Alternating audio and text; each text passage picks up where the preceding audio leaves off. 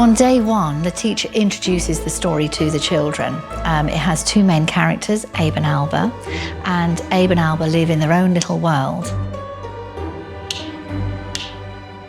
The story ends, the children revisit the storybook the next day, and the words, the story, everything has disappeared. It's a blank book.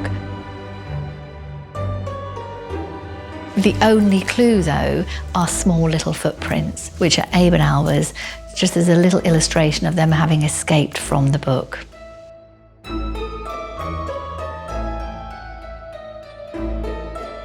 To get Abe and Alba back into the book, essentially we want them to use their imaginations and write the best stories they've ever written, which is a lovely, tick off writing targets for us. But yeah, they absolutely love it, they really enjoy it. Because they were so engaged and they wanted to talk about it all of the time, a lot of them developed their speaking and listening skills. So that was a real key thing, because they all had lots of ideas about where they would be going and what books they might be diving into and what adventures they might be having. So they were all really keen to speak more. So even the children who were really quiet would put up their hands and say, oh, I've been thinking this, I think they might be doing this. It also encouraged them to go home and speak to their parents more about what they're doing in school. So I had lots of parents coming in talking about, oh, they've been telling me about this project they're doing. They never tell me what they're doing at school, but they're so excited. So that was really key, to see that they're going home and they're sharing that learning as well.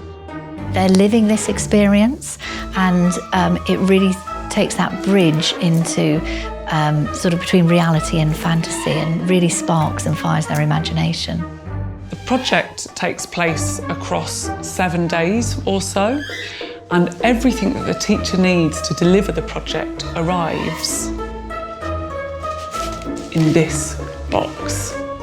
So each day of the project contains a small set of props that the teacher can install in the classroom or around the school to make it really feel like Abe and Alba are living in their school.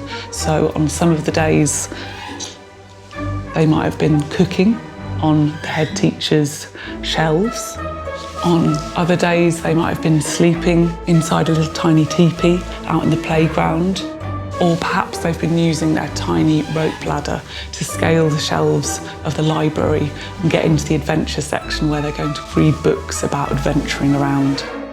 It was exciting, it was magical. I think they felt like they were in something, involved in something really magical that was happening.